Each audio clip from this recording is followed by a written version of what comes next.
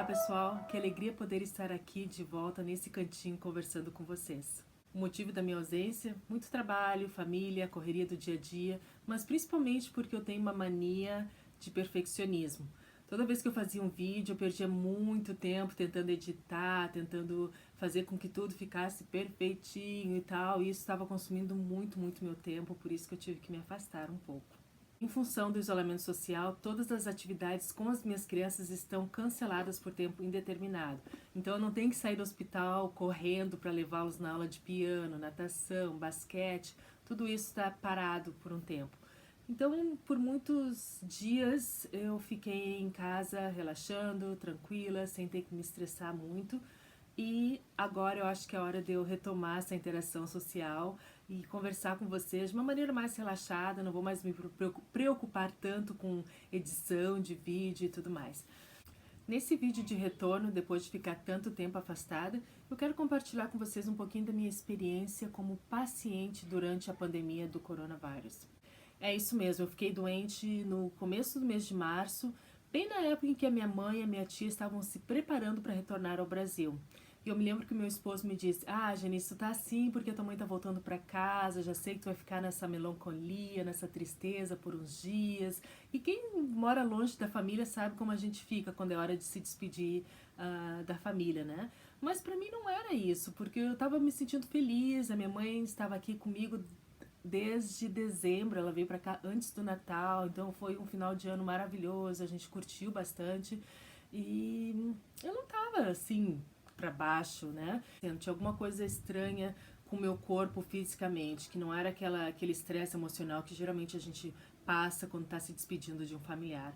E eu me lembro que eu nem estava pensando em coronavírus naquele tempo, porque a gente estava começando a ouvir um pouco mais sobre os primeiros casos aqui nos Estados Unidos. Nesse período, no hospital, a gente estava recém começando a articular, desenvolver protocolos e nos organizar em relação ao manejo e cuidado de pacientes com coronavírus na maternidade.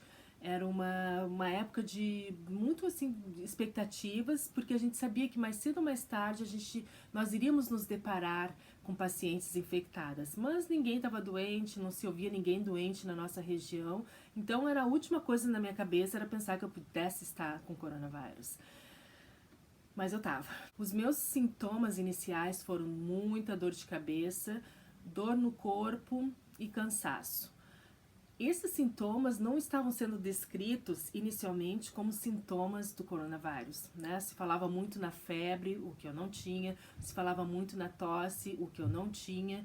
Então, sabe, não pensei que fosse. Mas em um período de 5 dias, a minha tosse começou a aparecer com bastante intensidade, então eu acabei ficando com bastante desconforto e também comecei a ter febre alta.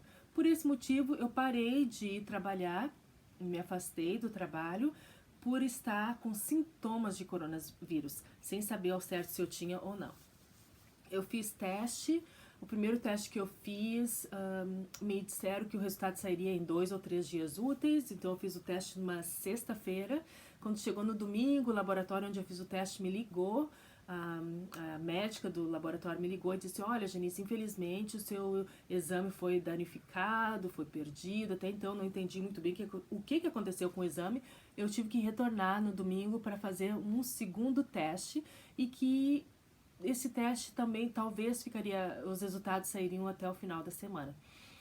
Eu fiz o teste, fui para casa, os meus sintomas foram piorando, eu me sentia cada vez mais cansada, mais indisposta, com falta de apetite.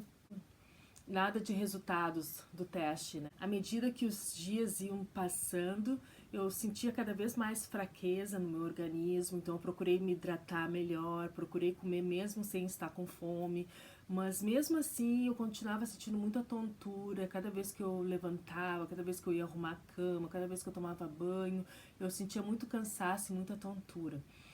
Nesse momento eu me isolei da minha família, eu passei a dormir num quarto separado do meu esposo, comecei a utilizar um banheiro separado, que era o banheiro das minhas crianças, né, e eles passaram a usar o meu banheiro, para poder ficar isolada mesmo deles, assim, né? Isso começou a acontecer todos os dias, e muita tosse, dor no peito, assim, cada vez que tu tosse, dá dor no peito, a garganta fica detonada de tanta tosse, de tanto tossir. Esse é o motivo pelo qual também você não quer comer muito, né? E cada vez que você tosse, você tem aquela dor no peito, aquele aperto no peito. E em função disso, para não sentir aquele mal-estar, aquele aperto no peito, a gente começa a respirar com uma respiração mais superficial, assim, sabe? E evitar a tosse o máximo, o que é impossível, assim, sabe? Então a tua respiração se torna um pouco mais elaborada e tal. E no dia seguinte, o meu esposo ficou em casa, claro, né? Não foi trabalhar mais, até porque a gente pensou assim que se eu tô tossindo, ele tá exposto, ele deveria se isolar também. Isso aconteceu, né? O dia que eu passei mal mesmo foi na quinta-feira. Na sexta-feira eu estava muito mal, eu ligava para o meu médico. Os médicos não queriam atender nenhum paciente nas clínicas médicas. Então o meu médico me disse: "Olha, Janice, tu não pode vir aqui no consultório porque tu tá com sintomas e tu vai acabar passando a doença para todo mundo". E eu dizia para ele: "Mas o que eu faço, sabe? Mal eu conseguia falar, mal conseguia respirar". Eu dizia assim: tudo bem, eu não preciso entrar no consultório, eu só preciso que alguém escute o meu pulmão, pode ser fora mesmo, só vem alguém aqui dentro, né? Eu fico no carro, enfim, mas não teve jeito. O médico disse: olha, se você tá com dificuldade de respirar, você tem que ir para serviço de emergência. Aí eu fiquei em casa mais um dia, assim, cada vez ficando pior, porque eu sabia que os hospitais estavam super lotados, que as pessoas estavam esperando, que tinha muita gente precisando de aparelhos ventilatórios e tal. E eu, apesar de estar bastante desconfortável, não estava tão mal assim, sabe? Então, no outro dia, eu falei pro meu esposo: ai, eu acho que eu não consigo mais aguentar, acho que eu preciso ir pro hospital. E a minha mãe lá no Brasil, assim: por que ela ainda não foi pro hospital? Tu tá esperando demais, não tem que esperar tanto assim, não sei o que, não tá bem, né? Porque ela viu o jeito que eu tava falando e tal, né? E eu nunca sou pra baixo, assim. Então, quando chegou no dia seguinte, eu piorei mais, tava com febre, com tosse e tudo mais, mais e mais fraqueza. E eu disse pro meu esposo: é hora da gente realmente procurar algum tipo de ajuda. Liguei pro meu médico de novo. Ele me indicou que eu fosse ou para o serviço de urgência médica, que são umas clínicas pequenas que tem aqui, ou que eu fosse procurar o serviço de emergência do hospital.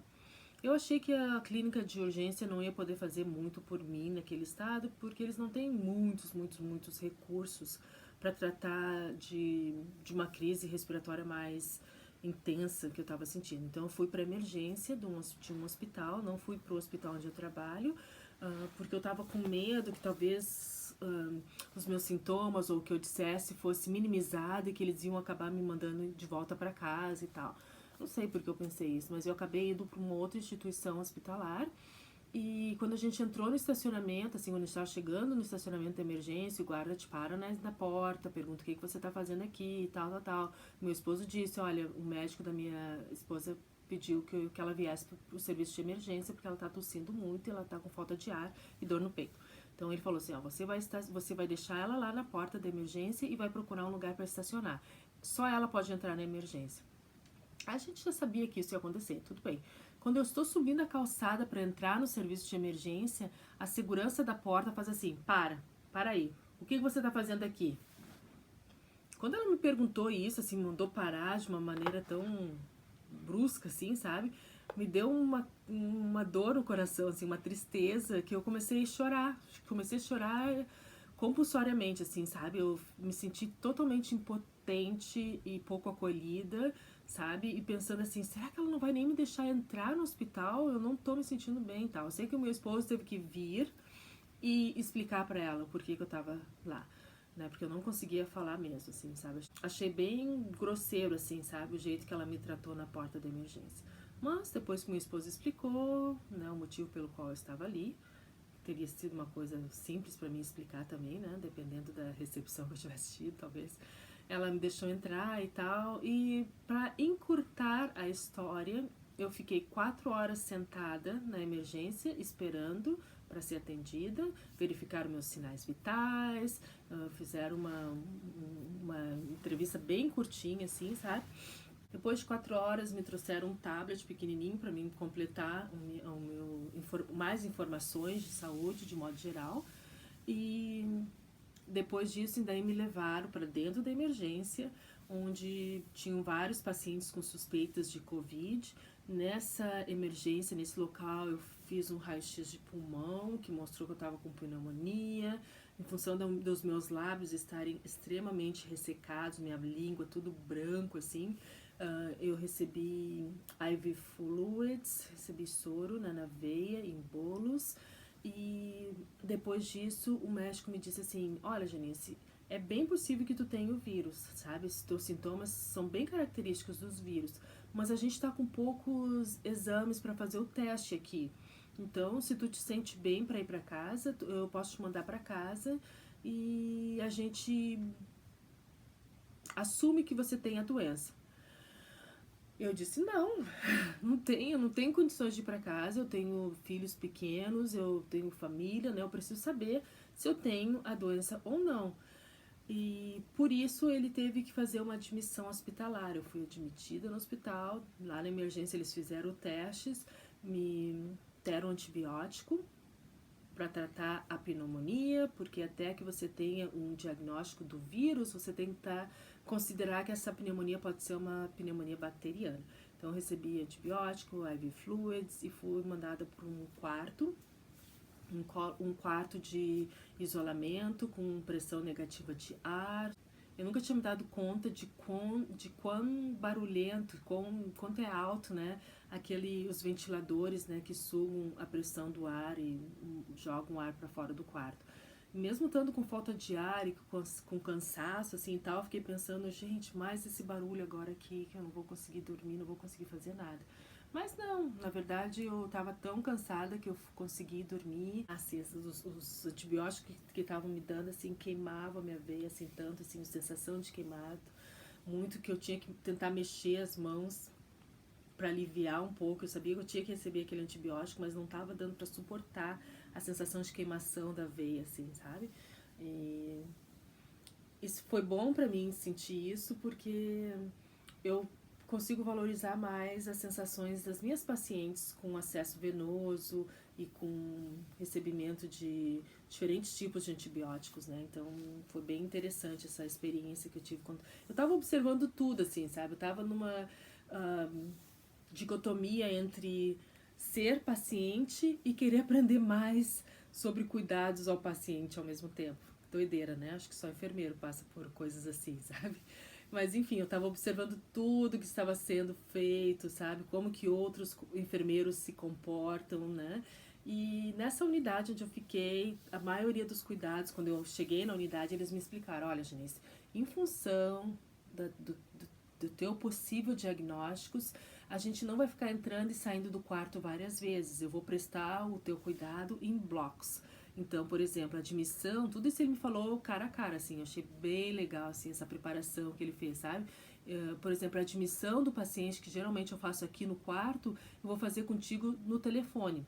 Cada vez que eu vier entrar para ver os teus sinais vitais, ou eu vou fazer tudo ao mesmo tempo, e eu também vou te perguntar se tu queres que eu te traga alguma coisa, se tá precisando de água, se tá precisando de alguma medicação para dor, enfim. Mas eu não vou... Então tu pensa, assim, também te organiza para saber que a gente não vai ficar entrando e saindo tanto, que a gente não vai ficar entrando e saindo do teu quarto com tanta frequência. Então, para mim foi ótimo saber isso, porque, né, a gente sabe o que esperar do cuidado que está sendo prestado. Ele realmente saiu, ele pediu meu telefone, pediu se ele tinha autorização para ligar para o meu telefone celular para fazer as perguntas de admissão, ou se eu preferia que ele ligasse para o número que tinha ali no quarto, né? Tinha um aparelho telefônico do quarto. Ele também escreveu no quadro que tem na frente da cama do paciente o número de telefone da unidade, o nome dele, o nome da auxiliar de enfermagem, para que eu pudesse chamá-los caso eu precisasse de ajuda. Então, toda a admissão hospitalar foi feita realmente por telefone. A gente me comunicava muitas vezes com o médico e com os enfermeiros através do telefone. Eu notei que a equipe de enfermagem e a equipe médica estavam bastante seguros com a questão da aproximação do paciente, assim, sabe? Eu não percebi nenhum tipo de discriminação, nenhum tipo de de receio por estarem dentro do quarto com uma paciente infectada por um vírus tão desconhecido e tão novo assim, sabe? Eles fizeram tudo o que tinham que fazer direitinho, sem atropelamento, sem correria, sabe? Infelizmente, o mesmo não aconteceu com as auxiliares de enfermagem que estavam me ajudando lá, sabe? Eu era uma paciente muito independente, de um modo geral, mas eu notei que cada vez que as auxiliares de enfermagem entravam no quarto, elas faziam tudo muito rápido, muito, muito, muito rápido. Não teve contato olho com o paciente, sabe? Era muito assim, entrava e saía. Oi, dona Janice, como é que tá? Tudo bem? Aqui tá sua comida. Saiu ligeiro, sabe? Era bem... Então eu percebi essa diferença, assim. O resultado do meu teste veio depois de 2 dias. Eles tentaram me dar alta hospitalar antes desses 2 dias, mas eu recusei a alta hospitalar porque eu queria realmente saber o resultado do meu exame. Eu estava com medo de vir para casa e acabaram não sabendo nada e tal. Então eu acabei ficando mais uma noite no hospital, me sentindo super culpada, porque eu achava que eu podia estar ocupando o leito de um paciente que precisasse mais do que eu, mas ao mesmo tempo eu estava precisando naquele momento, assim, sabe? A minha internação hospitalar me foi boa, porque o momento que tu entra no hospital é incrível, assim, só o fato de tu estar no hospital, tu já começa a relaxar um pouco mais, sabe? Eu tava muito insegura em casa, sem saber direito o que estava acontecendo, sabe? E lá no hospital eu pude relaxar um pouco, me deram medicação para tosse, sinceramente eu acho que o antibiótico que eu recebi, de alguma maneira me ajudou um pouco, principalmente com mal-estar, e continuava tossindo igual, mas também a medicação que me deram para tosse ajudava a dormir um pouco melhor. Quando eu recebi o diagnóstico positivo do Covid, eu vim para casa. Eu estava sem febre, a minha respiração continuava muito similar ao tipo de respiração que eu tinha quando eu entrei no hospital. A tosse continuava também bastante intensa, mas eu entendi como paciente que, em função da minha saturação de oxigênio estar boa, eu não precisei nenhum tipo de suplemento de oxigênio e não tinha muito que o hospital pudesse fazer comigo, sabe, ali, sabe, não tinha, era realmente esperar o ciclo do vírus passar. Então eu voltei para casa e a hora de ir embora foi muito interessante, assim, porque eles estavam oferecendo serviço de ambulância para pacientes positivos para retornarem para casa. Eu sei que aqui nos Estados Unidos a ambulância é caríssimo, sabe? Mesmo eu tendo seguro de saúde, eu sabia que ia vir um copagamento super gigantesco por essa vinda para casa, assim, sabe? Então eu disse, não vou entrar em ambulância, o meu marido vai vir me buscar. Aí eles disseram, mas a gente não pode deixar a gente não pode dar alta para o paciente junto com o familiar, porque você vai estar colocando o seu familiar em risco. Então a gente teve que pedir por uma vizinha minha, seguiu o carro do meu marido até o hospital com ele. Ele deixou a chave do meu carro na entrada do hospital e o segurança lá, sei lá, alguém trouxe a chave para mim e o meu esposo voltou para casa com a minha vizinha. E assim que eu pude ir pra casa, sabe? Eu tive que ir dirigindo pra casa e mesmo assim não tava me sentindo muito bem, então eu fui dirigindo bem devagarinho, respirando fundo. Nunca dirigi tão focado, assim, sabe? No que tava. Eu tava assim super alerta a tudo, sabe?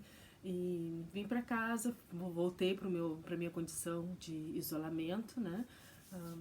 E eu fiquei por mais 2 semanas simplesmente descansando, dormindo.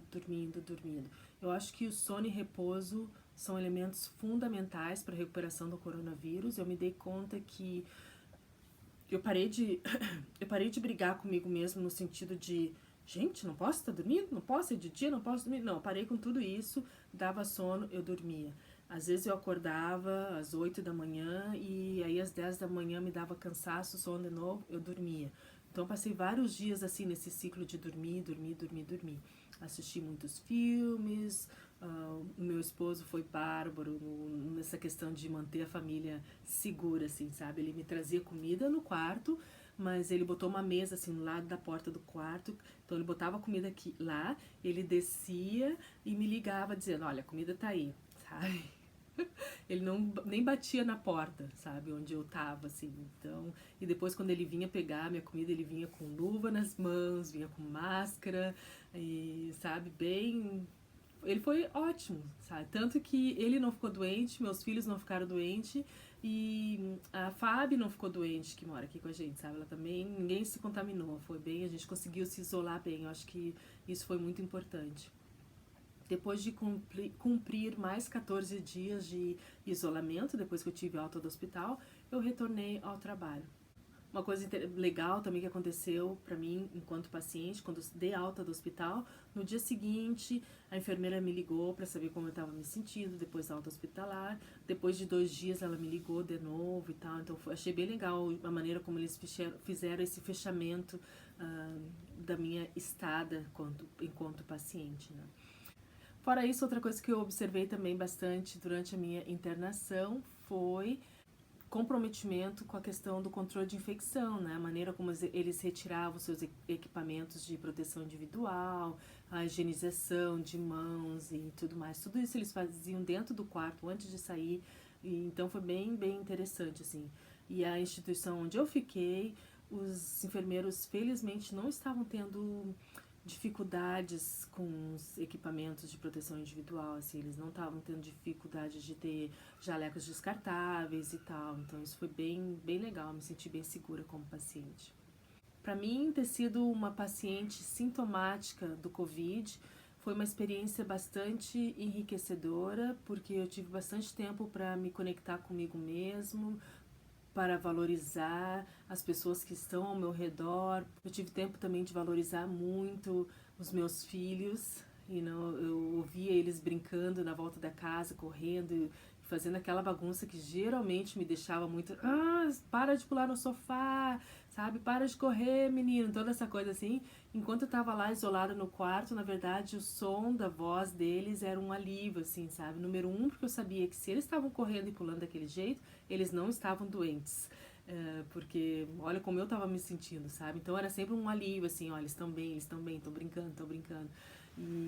E quando eu saí dessa situação toda, eu continuo valorizando o brincar, essa alegria que eles têm, o fato deles encherem a casa com o barulho deles, com a correria deles. Hoje eu estou de volta na maternidade, estou trabalhando com pacientes que são positivas, pacientes que não são positivas, mas com certeza eu também tenho uma visão diferente do ser paciente. Eu tenho uma conexão, uma empatia muito maior, eu acredito, depois de ter passado por essa situação, por esse cenário de ser paciente, que eu nunca havia passado, porque minha primeira gestação, meu bebê nasceu no hospital, mas foi tudo muito rápido, eu não me senti paciente. Até porque eu considero o ato de gestar e parir algo muito natural que, na maioria dos casos, dispensa cuidados médicos. Não acredito sinceramente. Tanto que eu tive uma parteira.